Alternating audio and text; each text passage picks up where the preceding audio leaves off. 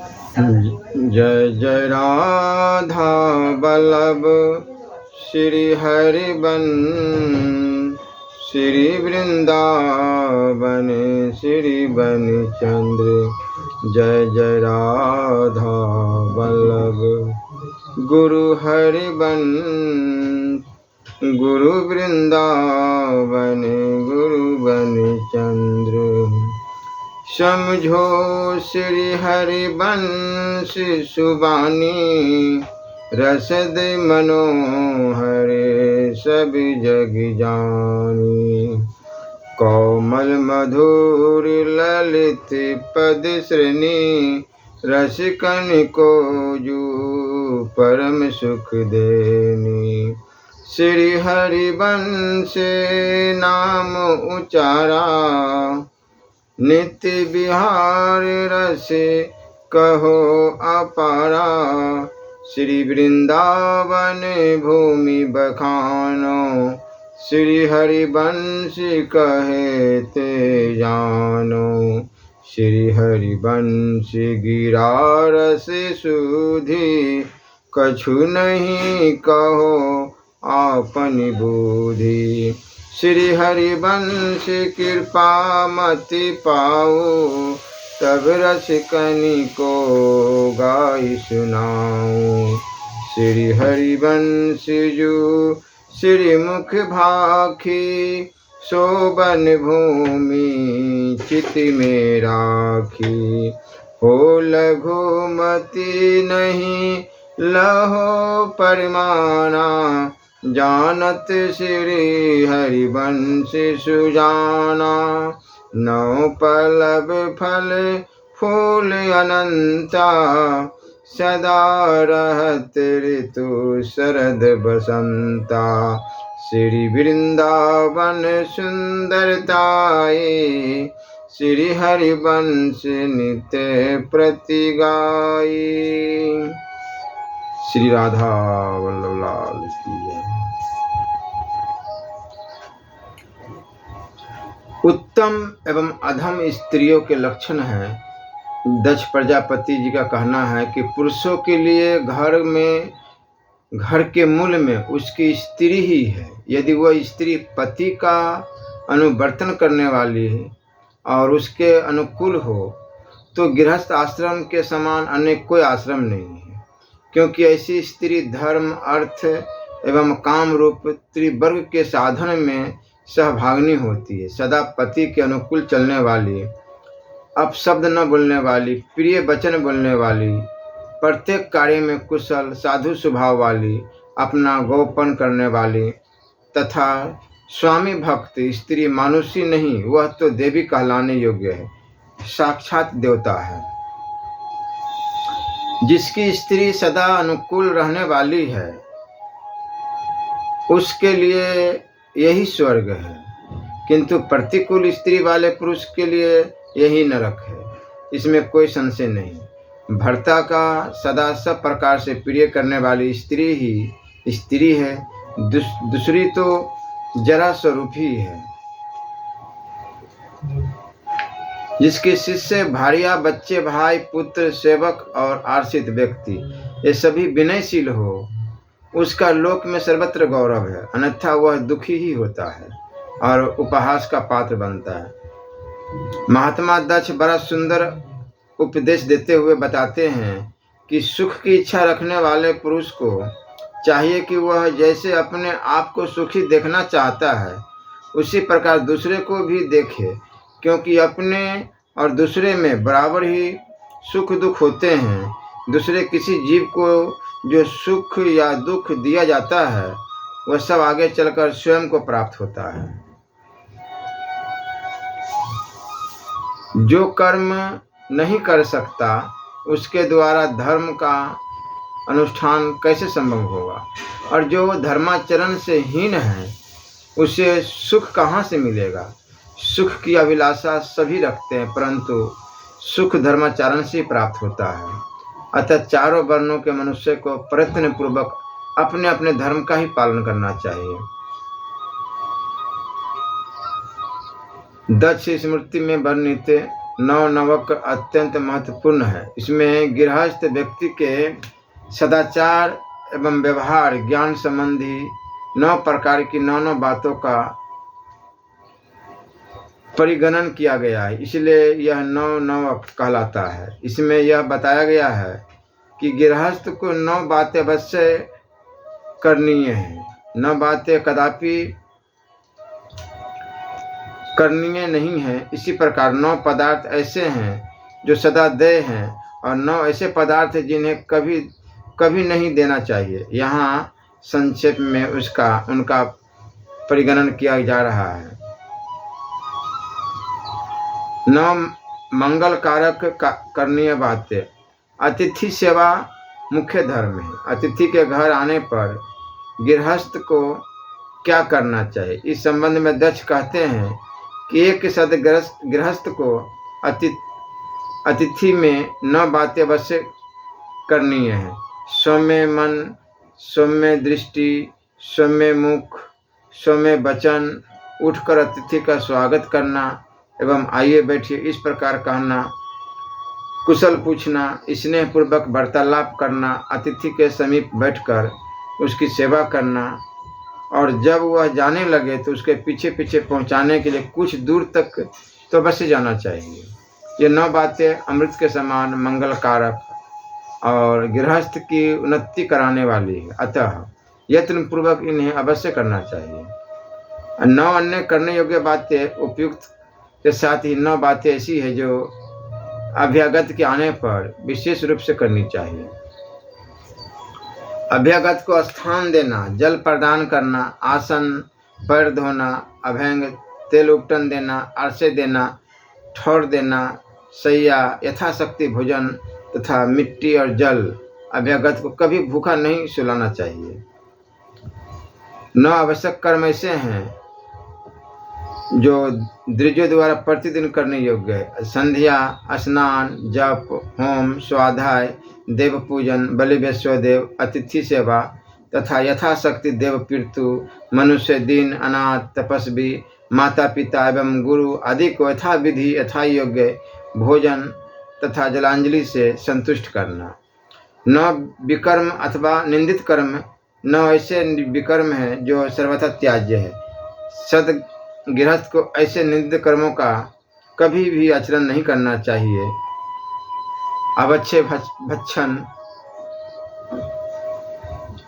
अगम्यागमन, अपय पान, हिंसा, चोरी, वेद ब्राह्मण कर्मों का आचरण तथा मैत्र धर्म का निर्वाह न करना। 9 परछन परम गोपनीय बातें। 9 बातें परम गोपनीय, इन्हें प्रकट नहीं करना चाहिए। अपनी आयु, धन, घर का कोई भेद, मंत्र, मैथुन, औषधि, तपदान तथा अपमान। फिर दोबारा दोहरा दूं, अपनी आयु, धन, घर का कोई भेद, मंत्र, मैथुन, औषधि, तपदान तथा अपमान। ये 9 बातें कभी भी किसी को नहीं बतानी चाहिए। 9 प्रकाश में लाने योग्य बातें। 9 बातें ऐसी है जो गृहस्थ आश्रम को अवश्य प्रकट कर देनी चाहिए, इन्हें छिपाना नहीं चाहिए। ऋण शुद्धि, ऋण होने की बात, दान में मिली वस्तु या मिली वस्तु के दान की बात, अध्ययन विक्रय की गई वस्तु, कन्यादान, वृषोत्सर्ग, एकांत में किया गया पाप तथा अनिंदित कर्म। 9 अक्षय फसल, सफल बातें। 9 प्रकार के मनुष्य को जो कुछ भी दिया जाता है वह सफल एवं अक्षय हो जाता है। माता पिता, गुरु, मित्र, विनयी, उपकार करने वाला, दीन, अनाथ तथा सज्जन, साधु, महात्मा व्यक्ति।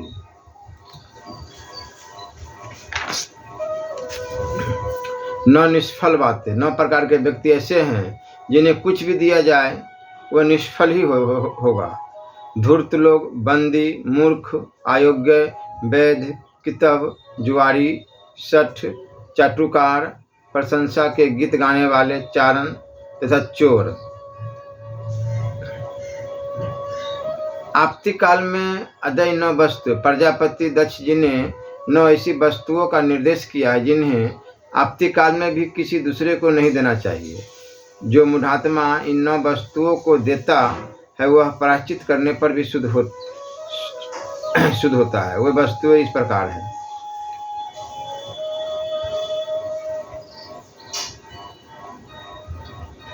सर्व सामान्य जनता की संपत्ति, चंदे की राशि, दूसरे को देने के लिए मिली हुई वस्तु या धरोहर की संपत्ति, बंधन की वस्तु, अपनी पत्नी का धन, जमानत की संपत्ति, अमानत की वस्तु तथा संतान परंपरा के होने पर अपनी संपूर्ण संपत्ति। अध्यात्म योग निरूपण। महात्मा दक्ष महान योग शक्ति संपन्न थे। अपने धर्मशास्त्र में उन्होंने सभी आश्रम धर्मों का निरूपण करने के लिए अनंतर आध्यात्म ज्ञान रूपी योग साधना को मुख्य बताते हुए उन्हें उसे आत्म कल्याण का परम साधन बताया है। उनकी योग प्रमाणता स्वयं सिद्ध है। अपनी स्मृति के अंत में उन्होंने योग तत्व पर स्पष्ट रूप से प्रकाश डाला है और उसके सभी स्वरूपों पर विचार किया है, जो संक्षिप्त होते हुए भी साधकों के लिए बड़े ही काम का है। योग निरूपण की प्रस्तावना में वे कहते हैं कि इसका भाव यह है कि योग से मनुष्य संपूर्ण लोक को वश में कर सकता है और बिना योग शक्ति के वह किसी को भी पूर्ण वश में नहीं कर सकता। बिना योग के व्यवहार ज्ञान भी नहीं होता। केवल योग ही एकमात्र ऐसा साधन है जिससे मनुष्य आत्मा को भी वश में कर सकता है और इंद्रियों को निवृत्त करने की क्षमता भी योग में ही है। अन्यथा परमार्थी स्वभाव वाली इंद्रियां किसी भी उपाय से वश में नहीं हो सकती। प्रजापति दक्ष ने पतंजलि योग से भिन्न षड्यंग योग का उपदेश किया है, जो प्राय कई उपनिषदों में भी उपदिष्ट है। 6 अंग है: प्राणायाम, ध्यान, प्रत्याहार, धारणा, तर्क एवं समाधि।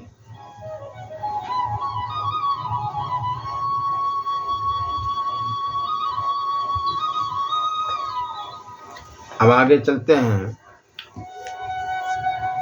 श्रीमद् भागवत महापुराण सप्तम स्कंद अथ प्रथमो अध्याय।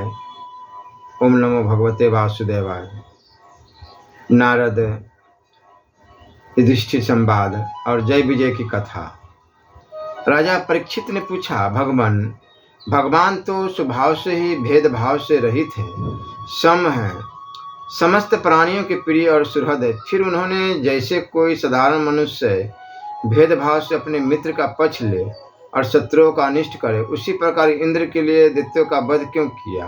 वे स्वयं परिपूर्ण कल्याण स्वरूप है, इसलिए उन्हें देवताओं से कुछ लेना देना नहीं है तथा निर्गुण होने के कारण दैत्य से कुछ बैर विरोध और उद्वेग भी नहीं है। भगवत प्रेम के सौभाग्य से संपन्न महात्मन हमारे चित्त में भगवान के समतत्व आदि गुणों के संबंध में बड़ा भारी संदेह हो रहा है। आप कृपा करके उसे मिटाइए। श्री सुखदेव जी महाराज ने कहा, महाराज, भगवान के अद्भुत चरित्र के संबंध में तुमने बड़ा सुंदर प्रश्न किया, क्योंकि ऐसे प्रसंग प्रहलाद आदि भक्तों की महिमा से परिपूर्ण होते हैं, जिसके श्रवण से भगवान की भक्ति बढ़ती है। इस परम पुण्य में प्रसंग को नारदादि महात्मा गण बड़े प्रेम से गाते रहते हैं। अब मैं अपने पिता श्री कृष्ण द्रव्यायन मुनि को नमस्कार करके भगवान की लीला कथा का वर्णन करता हूँ। वास्तव में भगवान निर्गुण, अजन्मा, अव्यक्त और प्रकृति से परे। ऐसा होने पर भी अपनी माया के गुणों को स्वीकार करके वे बाधक भाव को अर्थात मरने और मारने वाले दोनों के परस्पर विरोधी रूपों को ग्रहण करते हैं। सत्वगुण, रजोगुण और तमोगुण ये प्रकृति के गुण हैं, परमात्मा के नहीं हैं। परीक्षित, इन तीनों गुणों की भी एक साथ ही घटती बढ़ती नहीं होती। भगवान समय समय के अनुसार गुणों को स्वीकार करते हैं। सत्वगुण की वृद्धि के समय देवता और ऋषियों का, रजोगुण की वृद्धि के समय दैत्यों का, और तमोगुण की वृद्धि के समय वे यक्ष एवं राक्षसों को अपनाते और उनका अभ्युदय करते हैं। जैसे व्यापक अज्ञान काष्ठ आदि भिन्न भिन्न आश्रयों में रहने पर भी उनमें अलग नहीं जान पड़ती, परंतु मंथन करने पर वह प्रकट हो जाती। वैसे ही परमात्मा सभी शरीरों में रहते हैं, अलग नहीं जान पड़ते, परंतु विचारशील पुरुष हृदय मंथन करके उनके अतिरिक्त सभी वस्तुओं का बाध करके अनंत अपने हृदय में ही अंतर्यामी रूप से उन्हें प्राप्त कर लेते हैं। जब परमेश्वर अपने लिए शरीरों का निर्माण करना चाहते हैं तब अपनी माया से रजोगुण की अलग सृष्टि करते हैं। जब वे विचित्र योनियों में रमन करना चाहते हैं तब सत्वगुण की सृष्टि करते हैं, और जब वे शयन करना चाहते हैं तब तमोगुण को बढ़ा देते हैं। परीक्षित, भगवान सत्य संकल्प है, वही जगत की उत्पत्ति के निमित्त भूत प्रकृति और पुरुष के सहकारी आर्षय काल की सृष्टि करते हैं। इसलिए वे काल के अधीन नहीं, काल ही उनके अधीन है। राजन, यह काल स्वरूप ईश्वर जब सत्व गुण की वृद्धि करते हैं तब सत्व में देवताओं का बल बढ़ाते हैं, और तभी वे परम में यशस्वी देव प्रिय परमात्मा देव विरोधी रजोगुणी एवं तमोगुणी दैत्यों का संहार करते हैं। वस्तुत वे स्वयं ही हैं। राजन, इसी विषय में देवर्षि नारद ने बड़े प्रेम से एक इतिहास कहा था। यह उस समय की बात है जब राजसूय यज्ञ में तुम्हारे दादा युधिष्ठिर ने उनसे इस संबंध में एक प्रश्न किया था। उस महान राजसूय यज्ञ में राजा युधिष्ठिर ने अपनी आंखों के सामने बड़ी आश्चर्यजनक घटना देखी कि चेदी राज शिशुपाल सबके देखते देखते भगवान श्री कृष्ण में समा गया। वहीं देवऋषि नारद भी बैठे हुए थे। इस घटना से आश्चर्यचकित होकर राजा युधिष्ठिर ने बड़े बड़े मुनियों से भरी हुई सभा में उस यज्ञ मंडप में ही देवऋषि नारद से यह प्रश्न किया। युधिष्ठिर ने पूछा, ओह, यह तो बड़ी विचित्र बात है। परम तत्व भगवान श्री कृष्ण में समा जाना तो बड़े बड़े अनन्य भक्तों के लिए भी दुर्लभ है। फिर भगवान से द्वेष करने वाले शिशुपाल को यह गति कैसे मिली? नारद जी, इसका रहस्य हम सभी जानना चाहते हैं। पूर्व काल में भगवान की निंदा करने के कारण ऋषियों ने राजा बेन को नरक में डाल दिया था। यह दम घोष का लड़का पपातमा शिशुपाल और दुर्बुद्धि दंत भक्त दोनों ही जब से तुतला कर बोलने लगे थे तब से अब तक भगवान से द्वेष ही करते रहे। अविनाशी परब्रह्म भगवान श्री कृष्ण को ये पानी पी पी कर गाली देते रहे हैं, परंतु इसके फलस्वरूप न तो इनकी जीभ में कोढ़ ही हुआ और न इन्हें कोई घोर अंधकार में नरक की प्राप्ति हुई। प्रत्युत जिन भगवान की प्राप्ति अत्यंत कठिन है उन्हीं में ये दोनों सबके देखते देखते अनायास ही लीन हो गए।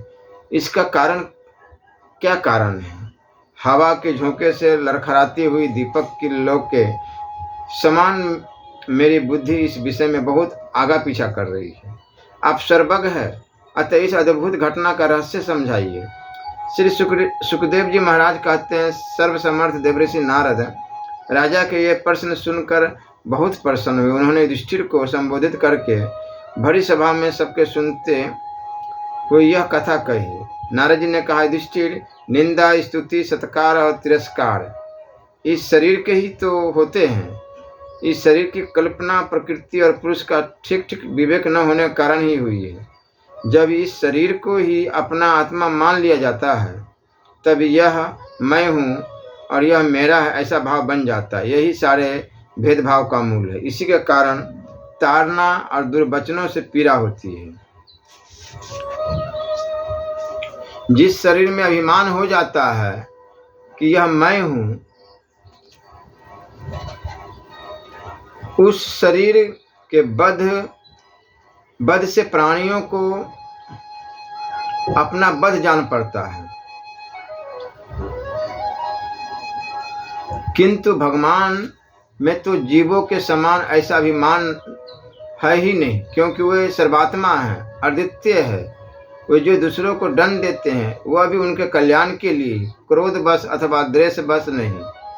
तब भगवान के संबंध में हिंसा की कल्पना तो की ही कैसे जा सकती है। इसलिए चाहे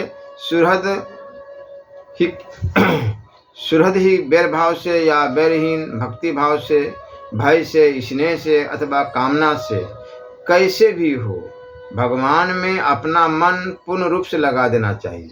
भगवान की दृष्टि से इन भावों में कोई भेद नहीं है। दृष्टि मेरा तो ऐसा ढूंढ निश्चय है कि मनुष्य बैर भाव से भगवान में जितना तन्मय हो जाता है उतना भक्ति योग से नहीं होता। भिरंगी कीड़े को लाकर भीत पर अपने छिद्र में बंद कर देता है और वह भय तथा उद्वेग से भिरंगी का चिंतन करते करते उसके जैसा ही हो जाता है। यही बात भगवान श्री कृष्ण के संबंध में भी है। लीला के द्वारा मनुष्य मालूम पड़ते हुए ये सर्वशक्तिमान भगवान ही तो है। इनसे बैर करने वाले भी इनका चिंतन करते करते पाप रहित होकर इन्हीं को प्राप्त हो गए। एक नहीं अनेकों मनुष्य काम से, द्वेष से, भय से और स्नेह से अपने मन को भगवान में लगाकर एवं अपने सारे पाप धोकर उसी प्रकार भगवान को प्राप्त हुए हैं जैसे भक्त भक्ति से। महाराज, गोपियों ने भगवान से मिलन की तीव्र काम अर्थात प्रेम से कंस ने, भय से शिशुपाल, दंतभक्त आदि राजाओं ने द्वेष से, यदि वंशियों ने परिवार के संबंध से, तुम लोगों ने स्नेह से और हम लोगों ने भक्ति से अपने मन को भगवान में लगाया है। भक्तों के अतिरिक्त जो 5 प्रकार के भगवान का चिंतन करने वाले हैं उनमें से राजा बैन की तो किसी में भी गणना नहीं होती, क्योंकि उसने किसी भी प्रकार से भगवान में मन नहीं लगाया था। सारांश यह है कि चाहे जैसे हो अपना मन भगवान श्री कृष्ण में तन्मय कर देना चाहिए। महाराज, फिर तुम्हारे मौसेरे भाई शिशुपाल और दंतभक्त दोनों ही विष्णु भगवान के मुख्य पार्षद थे। ब्राह्मणों के शाप से इन दोनों को अपने पद से च्युत होना पड़ा था। राजा युधिष्ठिर ने पूछा, नारद जी, भगवान के पार्षदों को भी प्रभावित करने वाला वह शाप किसने दिया था तथा वह कैसा था? भगवान के अनन्य प्रेमी फिर जन्म मृत्युमय संसार में आए, यह बात तो कुछ अविश्वसनीय सी मालूम पड़ती है। वैकुंठ के रहने वाले लोग प्राकृतिक शरीर, इंद्रिय और प्राणों से रहित होते हैं। उनका प्राकृतिक शरीर से संबंध किस प्रकार हुआ, यह बात आप अवश्य सुनाइए। श्री नारद जी ने कहा, एक दिन ब्रह्मा के मानस पुत्र सनकादि ऋषि तीनों लोकों में स्वच्छंद विचरण करते हुए वैकुंठ में जा पहुँचे। यह तो वे सबसे प्राचीन है, परंतु जान पड़ते हैं वे ऐसे मानो 5-6 बरस के बच्चे हो, वस्त्र भी नहीं पहनते।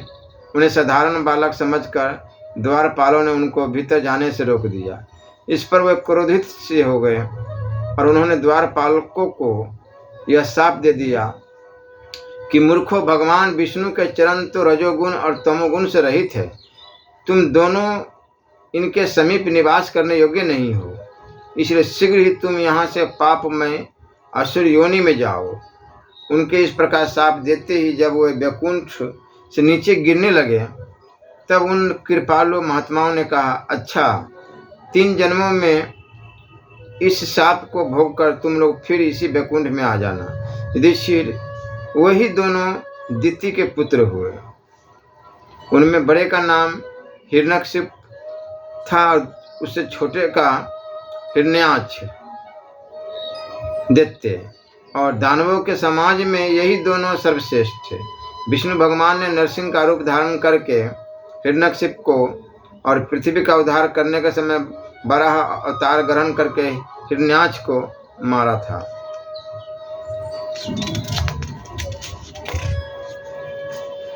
हिरण्यकशिप ने अपने पुत्र प्रहलाद को भगवत प्रेमी होने के कारण मार डालना चाहा और इसके लिए उन्हें बहुत सी यातनाएं दी, परंतु प्रहलाद सर्वात्मा भगवान के परम प्रिय हो चुके थे, समदर्शी हो चुके थे। उनके हृदय में अटल शांति थी। भगवान के प्रभाव से वे सुरक्षित थे, इसलिए तरह तरह से चेष्टा करने पर भी हिरण्यकशिप उनको मार डालने में समर्थ न हुआ। युधिष्ठिर वही दोनों विसर्वा मुनि के द्वारा केकसी के गर्भ से राक्षसों के रूप में पैदा हुए। उनका नाम था रावण और कुंभकर्ण। उनके उत्पातों से सब लोगों में आग सी लग गई थी।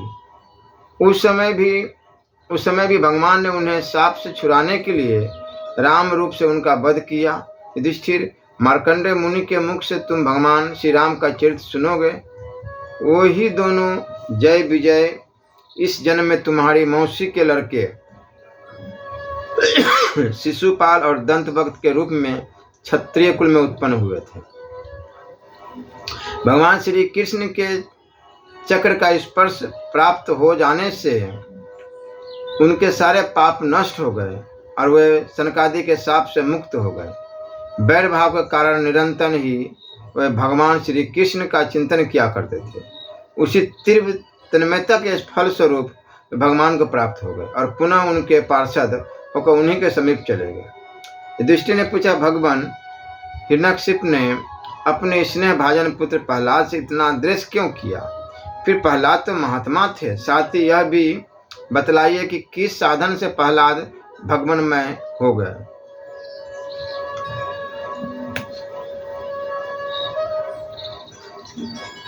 आगे की प्रसंग फिर सुनाएंगे।